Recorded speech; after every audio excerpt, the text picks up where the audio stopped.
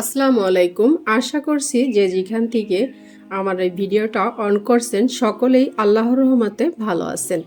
আজ আমি একটা হান্ডি বিফ রেসিপি তৈরি করে দেখাবো। এটা কিন্তু একদম হোটেলের থেকেও মজার হয়ে থাকে। একবার রেসিপিটি ট্রাই করে দেখবেন। আমি সহজভাবে আপনাদেরকে দেখিয়ে দেব। চলুন তাহলে রেসিপিটা শুরু করি। এখানে আমি একটা মাটির হাঁড়িতে 1.5 কেজি গরুর মাংস নিয়েছি। হাড় চর্বি সহ মাংসটা থেকে নিতে হবে। নিয়ে নিচ্ছি মাংসগুলোকে। এখন এখানে দিয়ে দিচ্ছি 1.5 কাপের মতো পেঁয়াজ, 1 কাপ টমেটো কুচি, এখানে 3টা তেজপাতা আর বড় এক টুকরো দারুচিনিকে ভেঙে দিলাম।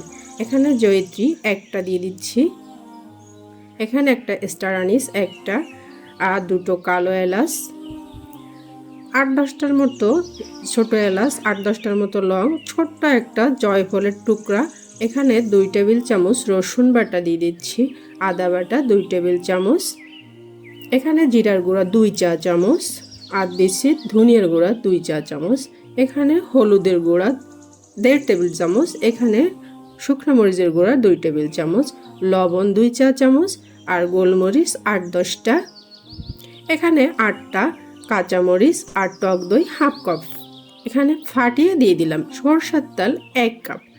অবশ্যই সরষের তেল দিতে হবে। এখন ভালো করে হাত দিয়ে মাখিয়ে নিচ্ছি। এই প্রসেসটা কিন্তু হাত দিয়ে করলে ভালো।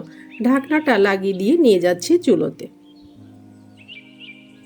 এখানে আমি হাঁড়িটা বসিয়ে দিয়েছি। এখন 5 মিনিটের জন্য ঢাকনা লাগিয়ে দিচ্ছি। চুলার আঁচটা থাকবে মিডিয়াম টু লোতে। হাই আঁচ কিন্তু এখন দেওয়া যাবে না। এই তো 5 মিনিট পর আমি ঢাকনাটাকে খুলে হালকা হাতে একটু নেড়ে দিচ্ছি।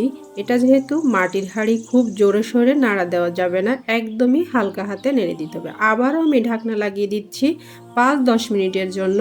আবার আপনি চাইলে 5-10 মিনিট পর পর একটু নেড়ে দিতে পারেন। এরকম করে আপনি 1 ঘন্টা রান্না করবেন ছোট আঁচে, মিডিয়াম টু লোতে রেখে। দেখুন পানি বের হয়ে গেছে। 10-15 মিনিটের মধ্যেই পানিটা বের হয়ে যাবে। আবারও আমি ঢাকনা লাগিয়ে দিচ্ছি। ঠিক 1 ঘন্টা পর্যন্ত এভাবে আমি রান্না করব এরকম আছে। এরপর আমি 1 ঘন্টা পরে আমি দিয়ে দিচ্ছি চুলোতে। যখন দেখবেন হাঁড়িতে এরকম তেলটা উঠে গিয়েছে তখন টালা জিরার গুঁড়া দিয়ে দিলাম 1/2 চা চামচ, গরম মশলা 1/2 চা চামচ, পেঁয়াজের বেরেস্তা 1 টেবিল চামচ, ঘি 1 টেবিল চামচ দিয়ে ভালো করে নেড়ে চেড়ে আবারও ঢাকনা লাগিয়ে দিয়ে আমি আটা এখান দিয়ে গুলা আটাকে পেঁচিয়ে দিচ্ছি, মানে এখন দমে দিয়ে দিব আরও 1 ঘন্টার জন্য। এই পর্যায়ে চুলোর আঁচটা একদমই ছোট করে থাকবে। এই তো 1 ঘন্টার জন্য এরকম করে রেখে দিচ্ছি। এই যে 1 ঘন্টা পর আমি এখন ঢাকনাটাকে খুলে নিচ্ছি। আলহামদুলিল্লাহ আমার হান্ডি বিফ কিন্তু তৈরি হয়ে গেছে। এখন আমি এটাকে সার্ভ করে নিব। কালারটা দেখুন, আলহামদুলিল্লাহ। আমার ভিডিওটা যদি ভালো লেগে থাকে প্লিজ একটা লাইক দিয়ে দিবেন আর একটু শেয়ার করে দিবেন। আল্লাহ হাফেজ।